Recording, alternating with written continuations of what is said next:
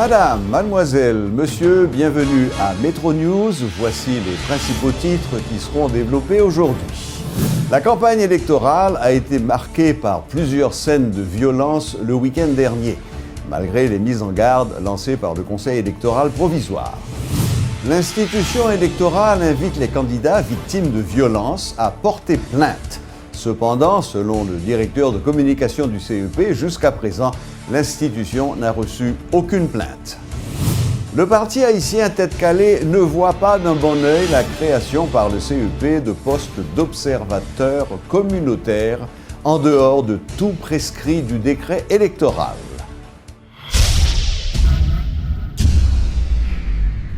À quelques jours de la tenue du scrutin du 9 octobre, la violence s'invite dans la campagne électorale malgré les mises en garde du Conseil électoral provisoire et les cris de différents acteurs.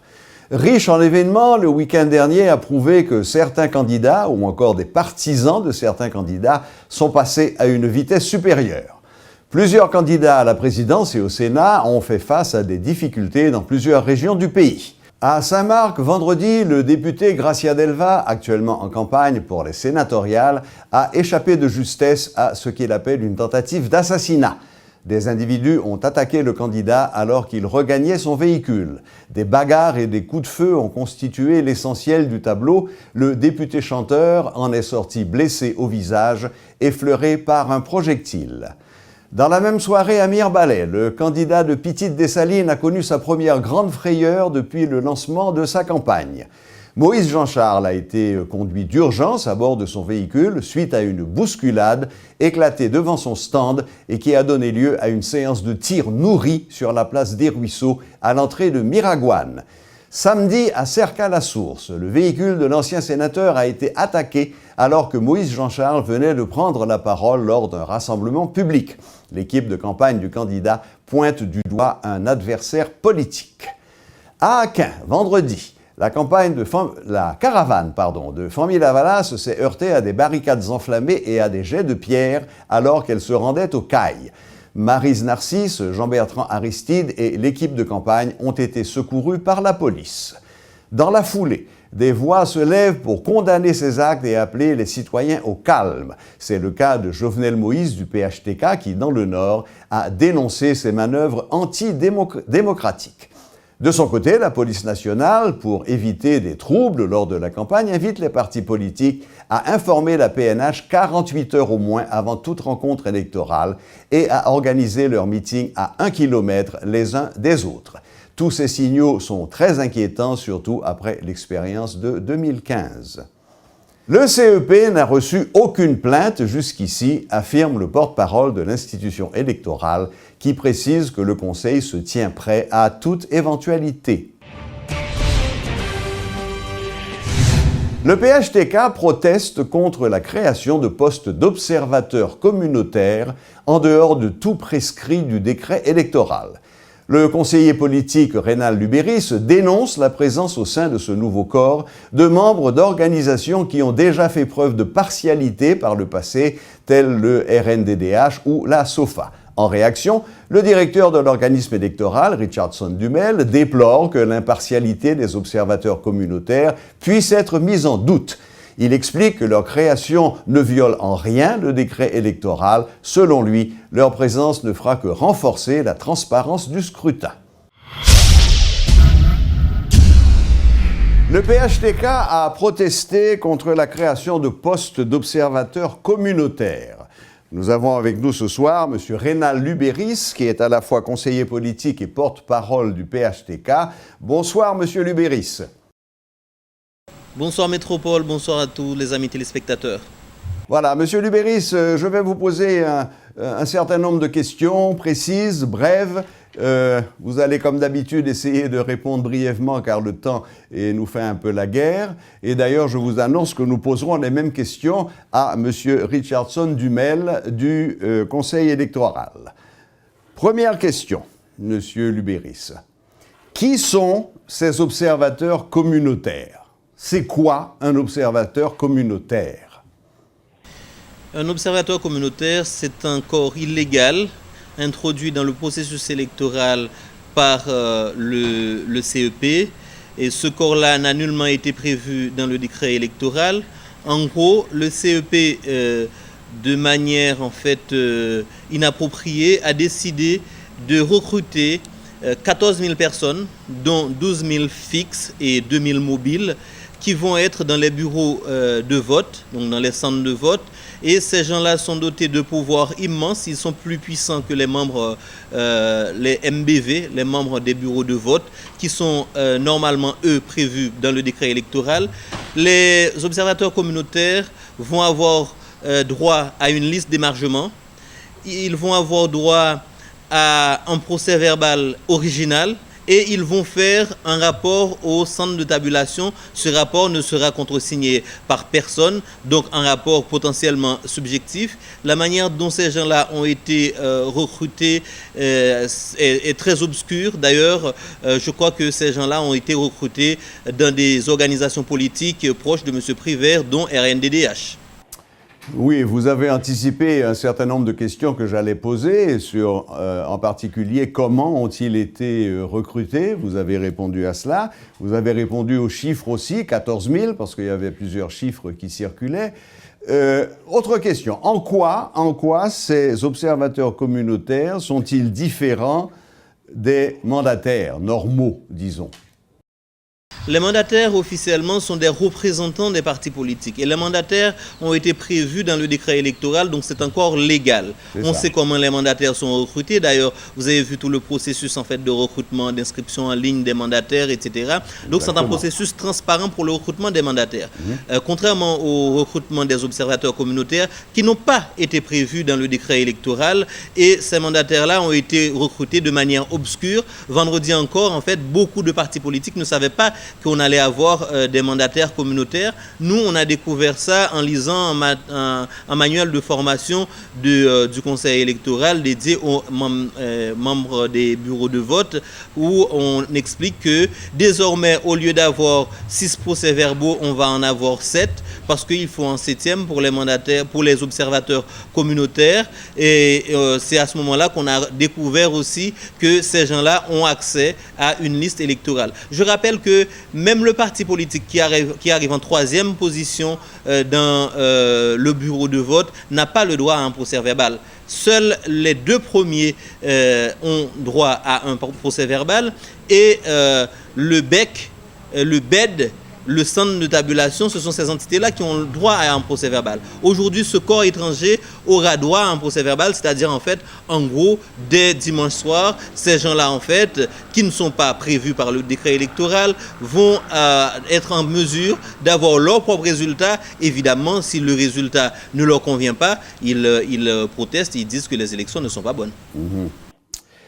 Monsieur Lubéris, vous savez que le Conseil électoral a justifié cette décision par un souci de transparence. Ils ont fait savoir que, d'après eux, la présence de ces observateurs communautaires apporterait plus de transparence au processus électoral. Quel est votre avis sur cette question? Je crois que le CEP s'est grandement trompé. Le CEP s'est trompé de système parce qu'en fait, on est dans un état de droit. Dans un état de droit, c'est la loi qui règne. Et si jamais le CEP avait voulu introduire un nouveau corps dans le processus électoral, il aurait fallu amender le décret électoral. Donc, il ne faut pas que les gens décident parce qu'ils ont fait un rêve. Ils disent qu'ils veulent apporter de la transparence et qu'ils fassent n'importe quoi. Donc, ce n'est pas possible. Si on a les procès-verbaux qui ont été très bien identifiés dans le décret électoral, on dit quelle entité a le droit à un procès-verbal.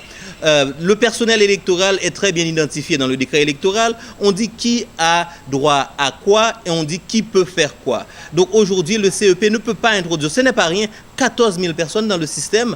On sait que ces 14 000 personnes ont été recrutées de manière totalement obscure. Et on a, bon, pour parler franchement et concrètement, si jamais on rejette un procès-verbal sur la base que ce procès-verbal aurait eu des problèmes et que c'est un observateur communautaire qui l'a signalé. Un juge qui fait normalement son travail doit rejeter le rapport parce qu'en fait, le rapport de l'observateur communautaire n'est pas prévu dans le processus. Donc c'est encore ajouter de la confusion à la confusion. Franchement, je crois que le CEP ne se rend pas service, le CEP ne rend pas service à la nation en ajoutant ce corps illégal, en lui donnant autant de pouvoir. Par exemple, pourquoi les partis politiques n'avaient pas été consultés pour le recrutement de ces 14 000 observateurs communautaires? C'est parce que justement, le CEP sait très bien que c'est une démarche illégale et que de toute façon, personne n'allait accepter, à part les gens qui sont de confiolo avec ces partis politiques pompeusement appelés droits de l'homme, qui font un travail politique et qui soutiennent M. Privert. Vous avez répondu à la question que j'allais vous poser, encore une fois. Dernière question, Monsieur Lubéris. Qu'est-ce qui peut justifier, d'après vous, que cette décision arrive ainsi à la dernière minute? Pourquoi introduire un élément nouveau à quelques jours de l'élection? Parce que c'est une décision illégale et que le CEP savait très bien que les partis politiques dont le PHTK n'allait pas accepter. Et donc il fallait faire tout en catimini pour faire avaler la pilule. Et heureusement, en fait, on a découvert ça par hasard. On a découvert ça par hasard en scrutant un manuel de formation des membres des bureaux de vote. Mais on aurait pu le découvrir le jour du scrutin. Donc c'est vraiment quelque chose qui a été sciemment caché au public et aux partis politiques pour des raisons obscures. Donc, si je vous ai bien compris, Monsieur Lubéris, ce que vous demandez, c'est que cette mesure soit purement et simplement rapportée. Absolument. On ne demande pas des choses compliquées au Conseil électoral, on lui demande seulement d'appliquer le décret électoral. Ce n'est pas compliqué. Le décret électoral régit le fonctionnement du Conseil électoral, le décret électoral limite les pouvoirs du Conseil, et bien on demande tout simplement d'appliquer le décret électoral. Bien, écoutez, Monsieur Lubéris, je crois que vous avez répondu à toutes les questions, même à celles que je n'avais pas posées. Merci de votre temps et bonne soirée. Merci beaucoup, Métropole. C'était un plaisir pour moi de vous parler. Au revoir. La question des observateurs communautaires semble faire polémique. Pour répondre à cette question, nous avons avec nous ce soir M. Richardson Dumel du Conseil électoral provisoire. Bonsoir, M. Dumel. Bonsoir, c'est un plaisir pour moi d'être avec vous ce soir sur le plateau de Télémétropole pour répondre à quelques-unes de vos préoccupations. Merci, M. Dumel. Rapidement, quelques questions courtes, précises. Le PHTK est contre la création des observateurs communautaires. Alors, est-ce que vous pouvez nous dire rapidement et de manière très précise et très claire qui sont ces observateurs communautaires et en quoi leur rôle est-il différent de celui des mandataires, par exemple? Oui, les observateurs communautaires constituent une catégorie qui va devoir observer les élections du 9 octobre 2016. Ces observateurs communautaires, ils font un travail civique, ils ne sont associés à aucun groupe politique ni à aucun candidat. Donc, ils ont un caractère impartial et neutre en ce qui concerne les élections. Donc, ils sont issus des organisations d'observation électorale et des organisations de la société civile. Et nous le disons, c'est pour dissiper tout doute du côté des partis politiques, puisque les partis politiques eux-mêmes sont appelés à bénéficier du travail qu'auront à fournir ces observateurs communautaires au moment du scrutin. Donc, ils sont là aussi pour permettre tant à la société qu'aux partis politiques ou aux candidats de voir ce qui s'est passé réellement au moment du scrutin. Donc, il n'y a pas lieu d'associer les observateurs communautaires à aucune tentative frauduleuse ni à un groupe qui sera associé à un parti politique. Donc, ils font un travail citoyen et c'est leur participation citoyenne au scrutin du 9 octobre 2016 qu'il faudra considérer, puisque les partis politiques, ils ont droit a des mandataires dans chaque bureau de vote. Oui. Les observateurs, il y a les observateurs nationaux, les observateurs internationaux et les observateurs communautaires. Donc, à l'ouverture du scrutin, vers 6 heures, les mandataires, les observateurs, ils feront entre eux un tirage au sort pour pouvoir déterminer le principe rotatif des mandataires et des observateurs au bureau de vote. Donc, le nombre d'observateurs présents sera divisé par le nombre de groupes pour pouvoir déterminer le principe rotatif. Ce sont les principes édictés dans les règlements sur les mandataires et les observateurs. Monsieur Dumel, on dit que ces observateurs communautaires seront au nombre de 14 000. Par qui ont-ils été choisis? Bon, et les observateurs, comme je l'ai dit, ils sont membres des organisations d'observation électorale. Ils proviennent aussi des organisations de la société civile, des organisations du secteur religieux qui ont une certaine moralité, une certaine notoriété dans le pays. Quant à leur nombre, je crois que le nombre a été trop fortement majoré dans la mesure où le nombre des observateurs communautaires ne dépasse pas 4 000. Nous nous sommes laissé dire que ces observateurs communautaires auront accès aux listes d'émargement. Est-ce que cela n'est pas contraire à la loi? Et écoutez,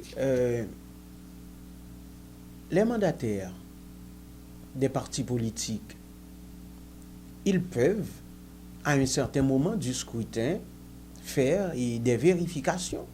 Et en cas de problèmes ou de pépins, ils peuvent demander qu'un procès verbal d'incident puisse être dressé. Et donc, c'est la raison pour laquelle nous disons toujours au niveau du Conseil électoral provisoire qu'il revient aux partis politiques d'animer des séminaires à l'intention des mandataires. Il ne suffit pas seulement d'enregistrer le mandataire et c'est vrai, le Conseil leur attribue des cartes d'accréditation, mais il revient aux partis politiques de former le mandataire pour savoir ce à quoi il a droit. Vous voyez? Donc, il y a un travail qui doit être fait aussi du côté des partis politiques sur le rôle des mandataires. Donc, quand il y a problème, quand il y a difficulté, le mandataire, il peut demander qu'un procès verbal puisse être dressé. Il peut aller même plus loin jusqu'à requérir un juge de paix pour dresser un procès verbal de constat. C'est ça. C'est ça. Question subsidiaire, Monsieur Dumel. Qui va former les observateurs communautaires à cette tâche? Les observateurs communautaires, ils viennent d'être formés. Ils ont reçu des séances de formation du 22 au 25 septembre, en même temps que les membres des bureaux de vote. Et il y a eu un tronc séparé, et le dernier jour, le 25. Très bien. Dernière question, Monsieur Dumel. Pourquoi avoir attendu la dernière minute pour introduire cet élément nouveau? Dernière minute, c'est-à-dire à quelques jours des élections. Non, nous ne pouvons pas parler de dernière minute. C'est comme s'il y avait un objectif inavoué. Non. Je vous rappelle que dès le 29 avril, le Conseil électoral provisoire avait initié toute une série de rencontres avec les représentants d'associations de la société civile, avec les partis politiques. Il faut dire que la question a été largement débattue avec les partis politiques et les représentants des partis politiques se sont mis d'accord sur l'appellation d'observateurs communautaires, puisque au début, le projet s'appellerait des témoins. Donc, et maintenant, les partis politiques se sont de préférence mis d'accord sur une appellation d'observateurs communautaire, c'est pour justifier le travail impartial, le travail de neutralité que ces observateurs sont appelés à fournir le jour du scrutin. Et c'est donc en ce sens... Je le rappelle, et ces observateurs communautaires, ils ne sont associés à aucun groupe politique et ne sont pas en mission pour le collège électoral provisoire. C'est donc un travail citoyen dans le sens d'une participation citoyenne aux élections, de manière même à protéger ce qu'on peut appeler l'intégrité électorale. C'est ça. Citoyenne et donc aussi indépendante, si je vous ai bien compris. Citoyenne et indépendante et n'est pas à la solde d'aucun groupe ou de l'institution elle-même. C'est ça. Et j'imagine que c'est la raison pour laquelle vous avez affirmé que leur présence allait aider à la transparence du scrutin. Effectivement, renforcer la transparence aussi. Eh bien, merci Monsieur Dumel de ces explications. Merci de nous avoir consacré votre temps. Je sais que vous êtes très pris ces temps-ci. Merci et bonne soirée. Et je remercie Télémétropole de l'opportunité de pouvoir communiquer avec les électeurs, les électrices sur cet aspect du processus électoral. Donc nous disons que les élections nous concernent tous, nous concernent toutes, ces élections du 9 octobre 2016. Merci. Merci beaucoup. Au revoir. Signature ce lundi d'un protocole d'accord entre le ministère de l'Environnement et celui de l'Éducation nationale portant sur l'éducation environnementale. Son objectif est d'intégrer l'éducation environnementale dans le système éducatif haïtien et aussi de mobiliser le secteur autour de la promotion des valeurs environnementales dans la perspective du développement durable. Reportage Sheila Louis-Joseph et Gaston Delpech. Quand des ministères s'allient en faveur de la cause de l'environnement, il faut vraiment croire que la situation est alarmante. En effet, préoccupés par cet état de fait, les ministères de l'Environnement et de l'Éducation estiment nécessaire de concevoir un enseignement sur la question tel que stipulé dans l'article 19 de la Déclaration des principes qui en découle. C'est dans cette optique qu'un protocole d'accord a été signé ce lundi entre les deux parties. Cette démarche soutenue par le ministre Dorson et moi-même vise non seulement à développer chez chaque citoyenne et chaque citoyen haïtien une conscience environnementale, mais aussi susciter l'implication de la société dans toute son entièreté dans la lutte pour la protection et l'amélioration du cadre de vie. De manière particulière, l'appui du ministère de l'Éducation nationale et de la formation professionnelle est de plus qu'une impérieuse nécessité. Une impérieuse nécessité dans la mesure où le ministère de l'Éducation nationale s'est donné pour tâche de mobiliser le secteur éducatif du pays autour de la promotion des valeurs environnementales.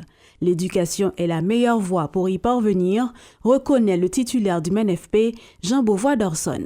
Et nous avons pensé qu'un module ou plusieurs modules d'éducation à l'environnement pourraient être utiles à nos élèves, à nos jeunes écoliers et pourraient contribuer, s'ils arrivent à s'approprier totalement de ce qui va être enseigné à ce niveau-là, les enfants pourront changer de comportement et dans les 25 ans, dans les 30 ans à venir, on pourrait avoir de meilleurs citoyens, de gens plus responsables qui deviendront des protecteurs de l'environnement. Cet accord portant sur l'éducation environnementale est entré en vigueur dès sa signature. Sa mise en œuvre sera assurée par un comité d'exécution et de suivi composé de cadres des deux ministères. Le Conseil supérieur du pouvoir judiciaire, en collaboration avec l'École de la magistrature, mise sur la formation continue des magistrats dans le but de rendre le système judiciaire plus efficace dans sa mission. Des certificats ont ainsi été remis ce lundi à plus d'une centaine de magistrats au terme de 3 semaines de formation. À l'occasion, le président du CSPJ, maître Jules Cantave, a renouvelé l'engagement de l'institution qu'il dirige à œuvrer en vue d'un système judiciaire fort et équitable. Reportage Éloge Millefort et Guitry Choisy. Ils sont au total 104 ces magistrats issus des cours d'appel, des tribunaux de première instance et des tribunaux de paix du pays à avoir bénéficié de cette première série de formations conjointement lancée par le Conseil supérieur du pouvoir judiciaire et l'École de la magistrature. Il s'agit en effet pour ces institutions de répondre aux exigences de l'article 53 de la loi du 27 novembre 2007 relative au statut de la magistrature et traitant du droit à la formation pour les magistrats assis et debout. Une démarche dont l'objectif est de rendre la justice plus efficace dans sa mission de défense sociale, a expliqué le directeur général de l'École de la magistrature, Maître Kessner Michel Termézy. Faut-il se rappeler, sans prétention et avec humilité, qu'aucune démocratie n'est possible dans un pays si l'on ne priorise pas l'éducation, si la justice n'a pas les moyens techniques et stratégiques pour s'acquitter avec efficacité de sa tâche. 3 semaines de formation portant essentiellement sur l'application sans faille des lois dans les causes et les tribunaux ont ainsi été offertes à l'intention des magistrats. Et les bénéficiaires qui ont côtoyé la salle rock cadet de l'EMA durant la période n'ont pas tari d'éloges à l'endroit des initiateurs. En témoignent les propos de maître Joseph Cazo-Fizemi, président de la Cour d'appel du Cap-Haïtien. De la récapitulation des notions anciennes, de l'inculcation des notions fraîches, de l'adaptation à l'évolution de la technique des normes dépassées par l'usure du temps, de l'intégration des nouvelles normes juridiques découlant soit du dynamisme social de la nation, soit des grandes mutations internationales engendrées par des faits sociaux divers. La formation continue des magistrats. Le Conseil supérieur du pouvoir judiciaire y tient. Le président de l'institution, Maître Jules Cantave, croit en effet nécessaire de rendre cette initiative pérenne pour la distribution d'une justice saine et équitable, a-t-il expliqué. Nous ne sommes pas sans savoir qu'il arrive régulièrement que pour des affaires de même nature, dans un même contexte, et pire encore, dans un même tribunal, les décisions sont le plus souvent et trop souvent différentes et contraires les unes des autres. Alors que les magistrats utilisent les mêmes codes et textes de loi. Mettons-nous donc au travail et faisons en sorte que notre justice soit vraiment la même partout. L'existence d'une justice saine, équitable et d'une institution capable de la mettre en œuvre constitue le fondement de tout régime démocratique et d'un état de droit. Par contre, si le fondement de la justice est approximatif et inadéquat, la société s'en trouve désorganisée, la démocratie mise en péril et la conscience des citoyens à l'égard de leurs dirigeants est ébranlée. La boucle est bouclée. Merci de votre fidélité et à la prochaine, même heure, même chaîne.